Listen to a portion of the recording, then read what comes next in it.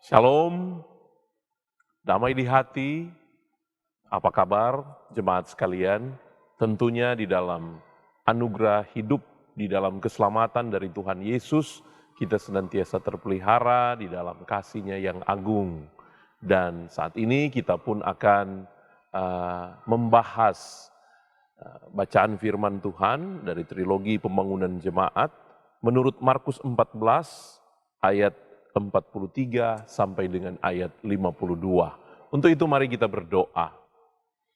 Bapa di dalam surga, Bapa yang kami kenal dalam nama anak-Mu Yesus Kristus yang kami sembah siang dan malam, yang oleh kuasa Roh Kudus terus menuntun kami dan memampukan kami untuk ada sampai saat ini. Dan bagi jemaat-Mu, rindulah kami untuk membahas di seputar kebenaran firman Tuhan menurut kitab Markus pasal 14 ayat 43 sampai 52. Maka Engkau berkati kami semua agar membaca dan merenungkan firman, kami boleh mengerti dan berlakukan dalam hidup kami, terlebih untuk kami menjadi alat Tuhan di dalam pekabaran Injil, kebenaran firman-Mu di mimbar-mimbar, baik di kolom, di aras jemaat, atau di mana kami dipercaya untuk boleh melayani. Berkenan dan berfirmanlah kepada kami di dalam nama Tuhan Yesus, firman yang hidup. Amin. Markus 14 ayat 43 sampai dengan ayat 52 berjudul Yesus ditangkap. Begini firman Tuhan. Waktu Yesus masih berbicara, muncullah Yudas, salah seorang dari ke-12 murid itu, dan bersama-sama dia serombongan orang yang membawa pedang dan pentung, disuruh oleh imam-imam kepala, ahli-ahli Taurat dan tua-tua. Orang yang menyerahkan dia telah memberitahukan tanda ini kepada mereka. Orang yang akan kucium, itulah dia, tangkaplah dia dan bawalah dia dengan selamat. Dan ketika ia sampai di situ, ia segera maju mendapatkan Yesus dan berkata, Rabi, lalu mencium dia. Maka mereka memegang Yesus dan menangkapnya. Salah seorang dari mereka yang ada di situ menghunus pedangnya lalu menetakkannya kepada hamba imam besar sehingga putus telinganya. Kata Yesus kepada mereka, sangkamu aku ini penyamun, maka kamu datang lengkap dengan pedang dan pentung untuk menangkap aku. Padahal tiap-tiap hari aku ada di tengah-tengah kamu mengajar di bait Allah, dan kamu tidak menangkap aku. Tetapi haruslah digenapi yang tertulis dalam kitab suci. Lalu semua murid itu meninggalkan dia dan melarikan diri. Ada seorang muda yang pada waktu itu hanya memakai sehelai kain lenan untuk menutup badannya, mengikut dia. Mereka hendak menangkapnya, tetapi ia melepaskan kainnya dan lari dengan telanjang. Jemaat yang dikasihi dan diberkati oleh Tuhan Yesus Kristus, dalam latar Taman Getsemani, di mana Tuhan Yesus berdoa, ya, bergumul di dalam kesadarannya bahwa peristiwa di mana dia akan segera diserahkan untuk dia menyerahkan dirinya untuk menebus dosa-dosa umat manusia, ya. Dalam bagian bacaan ini ada ketika Yesus menyampaikan segala kebenaran kepada para murid, menyampaikan supaya mereka tetap waspada di dalam doa. Namun dari bagian bacaan ini di latar Taman Getsemani di ayat 43 menuliskan, sementara itu artinya waktu Yesus masih berbicara, muncullah Yudas, ya, salah seorang dari ke-12 murid itu, dan bersama-sama dia serombongan orang yang membawa pedang dan pentung. Nah, saudara-saudara yang dikasih oleh Tuhan, artinya setelah Yesus berdoa, datanglah Yudas bersama rombongannya membawa pedang dan pentung, ya, di latar Taman Getsemani. Setelah berdoa, datang pedang dan pentung. Tentu bagaimana dengan kita ya? Kalau berdoa, setiap kita berdoa pasti ingin supaya hasilnya atau hasil dari doa-doa kita berkat, hasil dari doa kita kesembuhan, ya, hasil dari doa kita materi yang berlimpah dan lain sebagainya. Tapi bagaimana jika kita berdoa justru setelah kita berdoa pergumulan yang datang, ya, bahkan pergumulan yang sangat parah yang datang, apakah kita tetap setia pada Tuhan? Ya. Bagaimana Tuhan Yesus? Setelah dia berdoa, setelah dia katakan bukan kehendakku tapi kehendakmu yang jadi. Dan yang datang bukan kelepasan, tapi yang datang justru pedang dan pentung. Ya, betapa teladan Yesus begitu luar biasa. Bahkan pergumulan sekalipun dia tetap taat sebagaimana jalannya untuk menebus dosa umat manusia, bahkan nyawanya sebagai taruhannya. Nah, tentu dengan kita ketika mungkin rajin beribadah, rajin berdoa, ya, sudahkah kita melihat kepada Yesus apapun hasil jawaban Tuhan atas doa-doa kita yang Tuhan dengar, kita percaya itu yang terbaik dan semestinya juga kita harus setia dalam menjalankan segala apa yang Tuhan inginkan, bahkan ketika itu tidak sesuai dengan pikiran kita. Nah, selanjutnya saudara-saudara yang dikasihi oleh Tuhan dikatakan, waktu Yesus masih berbicara, ya, waktu Yesus masih berbicara, muncullah Yudas. Ya. Memang saudara-saudara,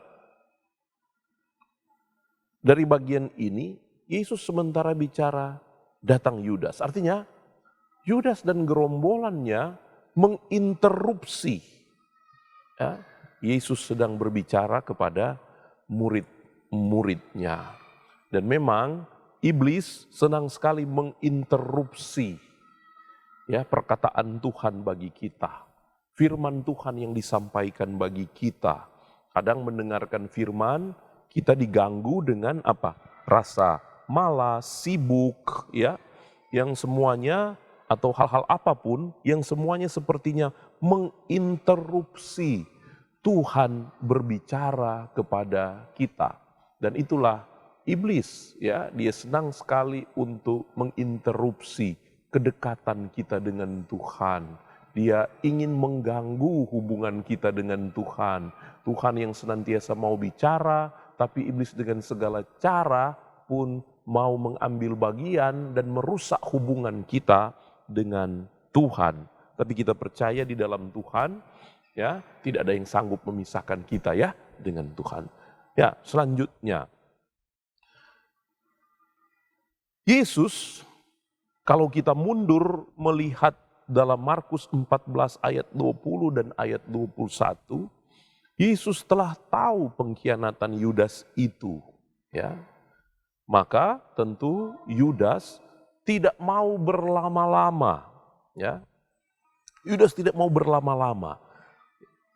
Yudas ingin untuk secepat mungkin melaksanakan rencananya untuk menangkap Tuhan Yesus bersama-sama dengan rombongan-rombongan yang disuruh oleh imam-imam besar, tua-tua, ya, yang menghendaki Yesus cepat ditangkap. Dan memang jemaat yang dikasihi oleh Tuhan, orang yang ketahuan dosanya, kalau dia tidak bertobat, biasanya dia akan sesegera mungkin dan dengan segala cara di dalam dengan kreatifnya, ya, hendak menutupi atau menyelesaikan dosa yang dia mulai. Ya. Orang yang berdosa, ketahuan dosanya dan tidak mau bertobat, maka dia akan segera mungkin menyelesaikan dosanya dengan cara apapun, bahkan di dalam cara yang paling gelap sekalipun. Yudas melakukan itu. Dan saya kira ketika kita berdosa, Bapak Ibu Saudara, ketika anugerah itu menjadi bagian kita, maka janganlah seperti Yudas yang menyelesaikan suatu keadaan ketika dia sudah diketahui berbuat dosa, dengan menutupi dosa itu dengan ditutupi dengan dosa yang lain, ya, dan dengan segala cara dia lakukan itu. Nah, selanjutnya lagi kita melihat bacaan ini. Yudas yang mengikuti Yesus, dia tahu betul Taman Getsemani itu, ya, katakanlah taman itu sepertinya sudah menjadi tempat Yesus berdoa ketika Yesus ada mengunjungi Yerusalem. Tempat itu sepertinya favorit dan sudah sangat diketahui di antaranya oleh Yudas, sehingga tidak perlu berlama-lama Yudas menemukan Yesus bersama dengan murid-murid yang lain ada di Taman Getsemani itu. Dan di tempat atau di Taman Getsemani, ya katakanlah tempat yang suci itu, ya, karena tidak ada tempat yang suci, ya, Yesuslah yang suci.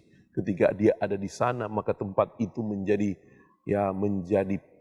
pikiran, dikenang, ya, tempat itu mengingatkan akan karya-karyanya, termasuk Taman Getsemani. Tapi katakanlah di tempat suci itu, di mana Yesus berdoa, di situ Yudas berbuat dosa dengan menangkap Tuhan Yesus. Ya, jemaat yang dikasihi oleh Tuhan, walaupun di mana saja tentu kita tetap menjaga kesucian kita. Tapi ada saja orang yang bahkan di tempat suci, ya, tempat suci, ya, dalam pengertian bahkan di gereja sekalipun, di tempat pelayanan sekalipun, tempat persekutuan sekalipun, dia melakukan kejahatan, ya.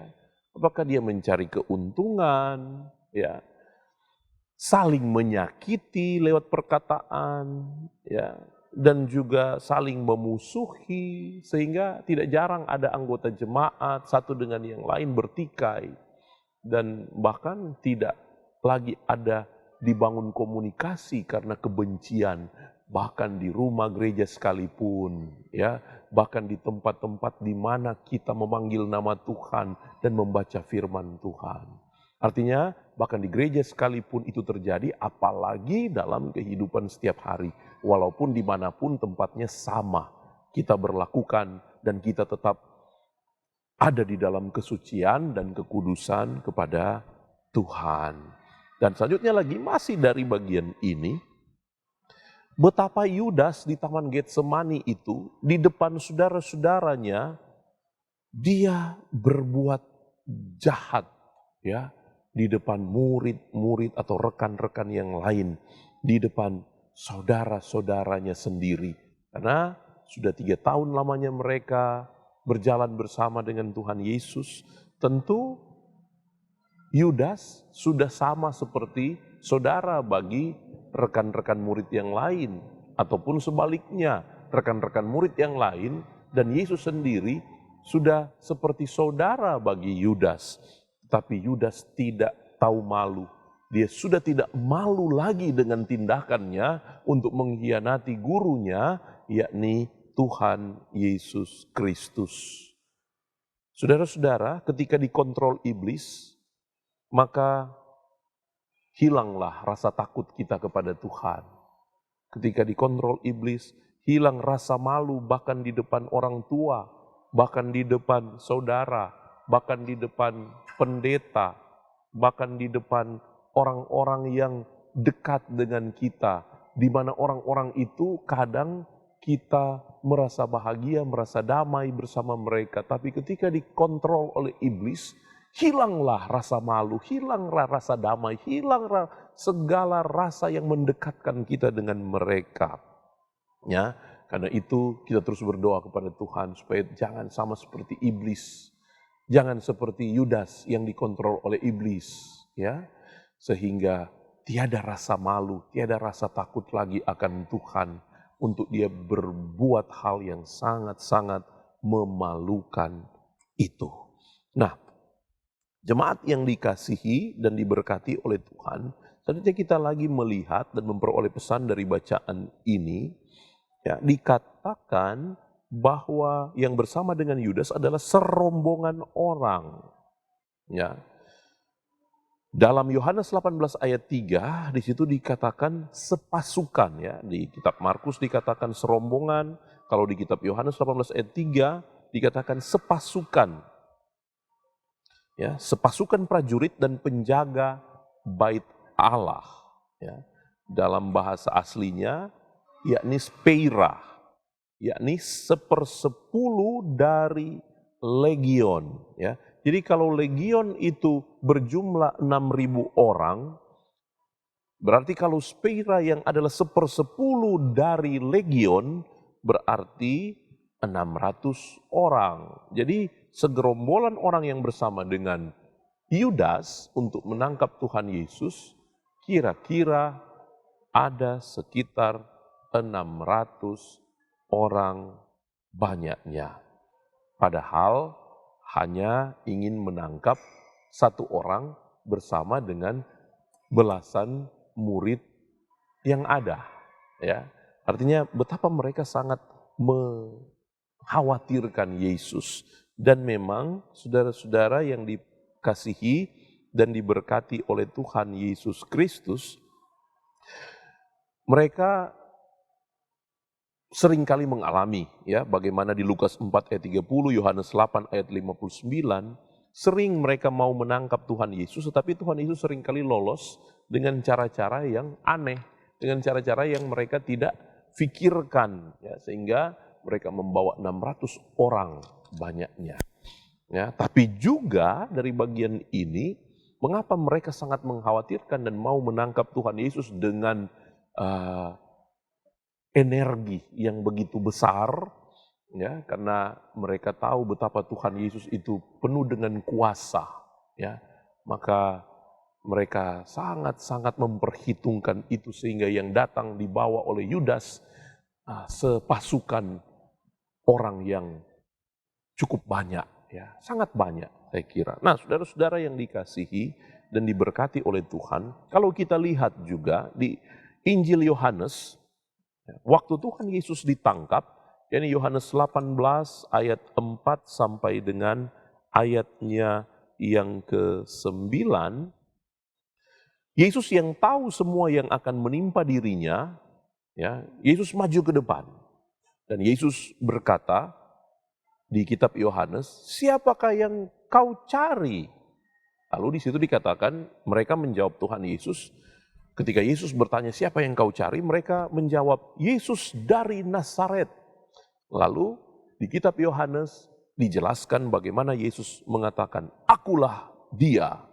Maka Yudas dan rombongan yang hendak menangkap Tuhan Yesus mundur dan jatuh ke tanah. Itu yang dijelaskan di kitab Yohanes. Dalam kitab Markus ini tidak menuliskan dan menjelaskan itu. Ya, dan di kitab Matius 26 ayat 53, setelah Petrus bertindak dengan menetapkan pedangnya pada hamba imam besar yang namanya Malkus sehingga putus telinganya, kemudian Tuhan Yesus katakan begini, "Atau kau sangka Petrus, ya, atau kau sangka aku tidak dapat berseru pada Bapakku supaya ia segera mengirimkan lebih dari 12 pasukan malaikat?"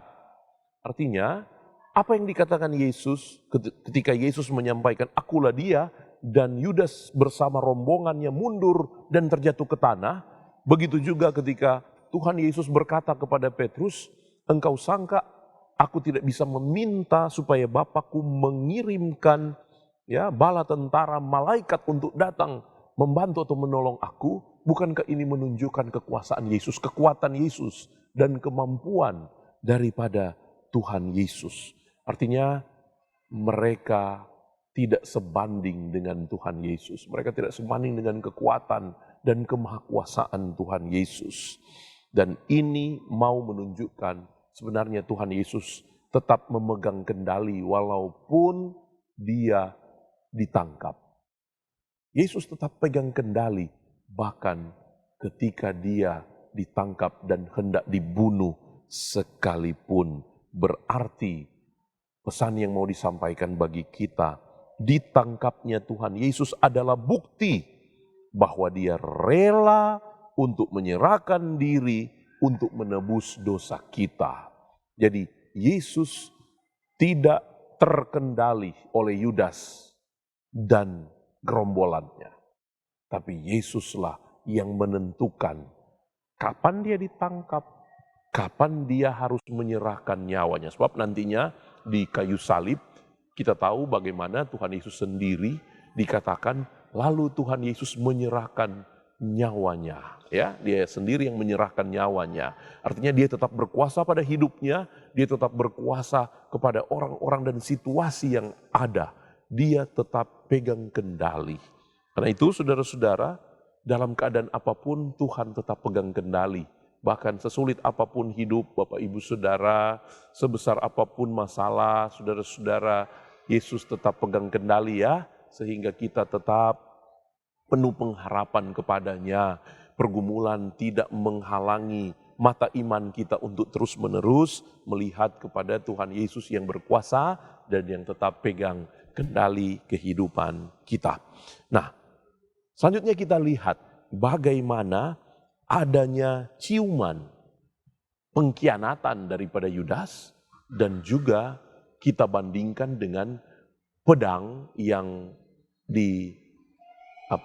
dihunuskan oleh Petrus dan membuat Malkus ya kata yang dicatat telinganya ya putus dan kemudian disembuhkan atau disembuhkan oleh Tuhan Yesus. Ciuman dan pedang ya, ciuman Yesus dan pedang Petrus ya. Dua hal yang bertentangan. Tentu setiap kita ketika mau ditanya mau diberi apa, pilih ciuman atau pedang, maka semuanya kita akan kompak akan bilang bahwa setiap kita akan memilih ciuman ya, sebab ciuman itu tanda kasih, tanda cinta, tanda hubungan yang indah antara satu dengan yang lain. Berbeda tentu dengan pedang. Ya, walaupun kalau kita baca bacaan ini justru ya pedang itu adalah gambaran cinta Petrus dan ciuman itu justru kebalikannya, gambaran pengkhianatan daripada Yudas. Kadang di dalam dunia ini kita bahkan tidak dapat membedakan hanya melihat dari tampilan saja, ya. Kadang kejahatan ditampilkan sebagaimana cinta kasih, sebagaimana Yudas, ya. Tetapi kita jangan khawatir dalam segala fenomena-fenomena ini yang bahkan membuat kita bingung, ya, ciuman dan pedang. Sebab apa? Sebab kita punya Tuhan yang mampu melihat jauh ke dalam dasar hati setiap manusia. Ya, karena itu tidak ada kata lain bagi orang Kristen selain baca firman, selain berdoa, selain memohon tuntunan Tuhan dalam kuasa Roh Kudus, supaya dari firman Tuhan kita boleh membedakan tanda-tanda zaman. Kita boleh melihat gejala-gejala dunia ini yang kadang suatu kejahatan dibungkus dengan ya gula-gula yang manis, padahal di dalamnya penuh dengan racun. Ya, nah, dalam Lukas 22 ayat 49, kalau kita lihat perbandingan bacaan Lukas ayat 22 sampai 49, ada pertanyaan dari murid-murid ya tentang bagaimana mereka harus bertindak ketika berhadapan dengan Yudas dan gerombolannya. Di Lukas 22 ayat 49, di situ murid-murid bertanya, "Tuhan, mestikah kami menyerang mereka dengan pedang?" Ya, itu kejadian, pertanyaan ini kejadian sebelum Petrus menyerang salah seorang pengikut dalam gerombolan Yudas. Ya, tetapi sebelum Yesus menjawab pertanyaan, mestikah kami menyerang mereka dengan pedang, Petrus sudah lebih dulu menyerang. Ya, artinya cinta Petrus tidak diwujudkan dengan cara yang semestinya. Ya, dia mencintai Yesus, tapi caranya salah. Karena dia apa? Petrus tidak sabar menunggu komando Yesus. Petrus tidak sabar menanti jawaban Tuhan Yesus. Belum juga Yesus menjawab pertanyaan dari murid-murid yang lain, Petrus sudah keburu untuk mencabut pedang dari sarungnya, yang tentunya bisa mendatangkan celaka. Ya, karena itu, saudara-saudara yang dikasih oleh Tuhan, tidak kata lain bagi kita, baca firman supaya mengerti firman, agar yang menuntun kita dalam setiap tindakan adalah firman, bukan emosi, bukan amarah, bukan hal-hal yang ada di dalam hati kita yang di luar kontrol dari kita karena telah terkontaminasi dengan segala hawa nafsu dunia ini berwujud emosi, amarah, kurang sabar, dan sebagainya.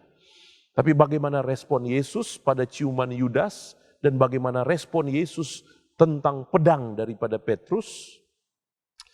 Ya, di ayat 48, Yesus mau sampaikan, ya, dari pedang Petrus, dari ciuman Yudas, dari tindakan gerombolan yang disuruh oleh para imam tua-tua, Yesus sebenarnya mau menyampaikan tentang kebenaran yang sesungguhnya, yang tidak dikenali, baik oleh Petrus lewat tindakannya, karena kebenaran menurut Yesus, kebenaran yang sesungguhnya bukan dengan kekerasan.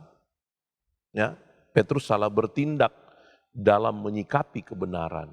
Tetapi juga bagi Yudas, kebenaran sesungguhnya, bagi Yudas kebenaran yang sesungguhnya itu apa, Bapak Ibu Saudara?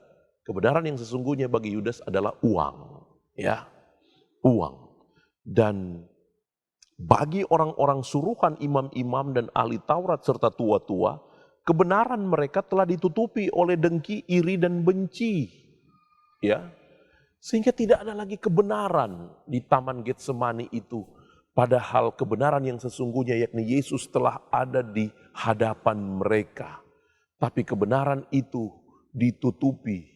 Apakah dengan amarah Petrus? Apakah dengan uang Yudas? Dan apakah dengan dengki, iri, benci oleh gerombolan atau rombongan atau sepasukan yang disuruh oleh imam, ahli Taurat dan tua-tua, ya, kepada Petrus? Tuhan menyampaikan bahwa menyampaikan firman bukan dengan kekerasan, bukan dengan perang. Ya, firman tidak disampaikan dengan cara seperti itu. Kebenaran Yesus sendiri, ya, dan Yesus yang diajarkan bagaimana kebenaran itu terang benderang. Bukan seperti ayat 48, ya. Ayat 48, kata Yesus kepada mereka, "Sang kamu aku ini penyamun, maka kamu datang lengkap dengan pedang dan pentung untuk menangkap aku." Ayat 49. Padahal tiap-tiap hari aku ada di tengah-tengah kamu mengajar bait Allah. Artinya Yesus mau katakan tentang kebenaran yang sesungguhnya. Dan kebenaran yang sesungguhnya itu terang benderang. Ya, sebagaimana Yesus yang setiap hari ada di bait Allah, tidak ada satupun orang yang ditakuti oleh Yesus karena kebenaran itu adalah Dia sendiri. Berbeda dengan imam-imam, ahli Taurat dan tua-tua. Kebenaran mereka adalah kedengkian, iri hati, dan iri, dengki, dan dosa pergerakannya bukan pada terang, bukan pada saat terang benderang, tapi di malam-malam hari yang sangat gelap. Ya, kebenaran menurut mereka yang sebenarnya adalah dosa bekerja di tengah-tengah kegelapan. Dan bukanlah itu yang mereka kerjakan. Bahkan bukan mereka sendiri yang datang, tapi mereka menyuruh orang-orang. Betapa kebenaran itu telah jauh dari Yudas, dari imam-imam dan rombongan yang mereka suruh. Kebenaran mereka adalah kegelapan itu sendiri. Berbeda dengan kebenaran yang sesungguhnya dan yang sejati, yakni Yesus Kristus yang begitu terang benderang menyampaikan kesejatian akan kebenaran itu. Yesus pun mau menyatakan betapa mereka tidak mengenal kebenaran yang sejati itu. Artinya, pertama, mereka tidak mengenal Allah. Tetapi yang kedua, mereka tidak mengenal diri mereka sendiri. Sebab mana mungkin kalau mereka mengenal Allah, tindakan mereka seperti itu. Ya, justru karena mereka tidak mengenal Allah, Yesus mau menyatakan kebenaran itu. Tetapi yang kedua, mereka tidak mengenal diri mereka sendiri. Mereka tidak mengerti apa yang mereka butuhkan. Yang mereka butuhkan sebenarnya siapa? Kebenaran, yakni Yesus sendiri. Tetapi justru Yesus yang harus mereka tangkap, padahal Yesus yang mereka perlukan. Yesus yang mereka butuhkan. Tetapi justru Yesus yang harus bertobat. Padahal mereka yang harus bertobat, tapi mereka memaksa Yesus untuk mengakui dosa-dosa yang tidak Yesus perbuat. Justru mereka yang harus bertobat, tapi mereka tidak melakukan itu. Bukankah mereka tidak mengenal diri mereka sendiri? Karena mereka tidak mengenal Tuhan. Karena itu Bapak Ibu Saudara, pertanyaannya, sudahkah kita mengenal Tuhan? Sudahkah kita mengenal diri sendiri? Dan ketika pengenalan pada Tuhan dan diri sendiri akan nampak dalam perilaku kita. Orang-orang yang mengenal Tuhan dan juga yang telah mengenal kebutuhan kita sendiri. Kadang kita mengenal kebutuhan sendiri lewat apa? Uang, saya butuh makanan, saya butuh ini dan itu. Memang benar, tapi jauh melampaui itu dan yang utama dan yang terutama adalah kita butuh Yesus sebagai pribadi yang besar, kebenaran, dan itulah yang harus memotivasi kita di dalam hidup kita setiap hari. Bukan sebaliknya, sebagaimana Yudas, sebagaimana imam-imam tua-tua ya dan ahli Taurat. Dan pada akhirnya, saudara-saudara, bagaimana bacaan ini membuat murid-murid begitu ketakutan karena keadaan yang tidak dapat mereka kendalikan, ya. Karena tidak seperti apa yang mereka fahami. Maka dikatakan mereka melarikan diri, bahkan ada yang melarikan diri sampai telanjang. Ya, artinya betapa suasana saat itu begitu kelam, begitu menakutkan. Tetapi Yesus tetap di sana. Yesus tidak meninggalkan tempat yang begitu menakutkan dan kelam itu. Artinya, Bapak Ibu Saudara, artinya tidak ada wilayah kegelapan manapun yang tidak pernah dikunjungi Yesus. Bahkan sekelam apapun, Yesus pernah ada di sana, pernah menderita di sana. Segelap dan sekelam apapun pergumulan kita, ketika kita berkenan kepadanya, kita tidak sendirian. Inilah yang indah, ya. Tuhan selalu bersama dengan kita. Karena itu apapun pergumulan saudara, apapun masalah saudara, Yesuslah jawabannya. Yesus rela mati supaya kita memperoleh hidup. Ingat, dialah kebenaran yang sejati itu, datanglah padanya, hiduplah di dalam dia, sebagaimana dia mau hidup di dalam saya dan ibu bapa saudara.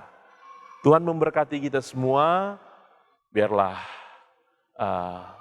pembahasan ini boleh menjadi bagian kita dan boleh memampukan kita untuk melayani di dalam mimbar-mimbar pelayanan di Gereja Masih Minahasa dan dimanapun Tuhan berkenan kita boleh melayani. Untuk pertama-tama tentu kita kinikan dalam kehidupan kita masing-masing. Amin. Ya, mari kita berdoa. Terima kasih ya Tuhan, biarlah firman Tuhan ini boleh melengkapi pertama-tama kehidupan kami, kehidupan setiap pengkhotbah-pengkhotbah yang Tuhan percayakan untuk melayani, untuk selanjutnya disampaikan lewat mimbar-mimbar gereja dalam menyampaikan kebenaran firman Tuhan. Layakkan, mampukan kami, dan ampunilah dosa-dosa kami, supaya kami tetap boleh bersama dengan Kristus sebagai kebenaran yang sesungguhnya. Di dalam nama Yesus, Tuhan dan Juru Selamat kami yang hidup, kami berdoa. Amin. Demikian pembahasan materi dari kitab Markus, kisah Yesus ditangkap. Tuhan menolong memberkati kita sekalian, biarlah jemaat dan saudara-saudara yang menyaksikan ini tetap mendukung pelayanan ini dengan mensubscribe, ya, like, share, dan menyalakan tanda lonceng ya di sebelah kanan untuk mendukung pelayanan Jemaat Kemim Bukit Moriah Tikala Baru. Shalom, damai di hati.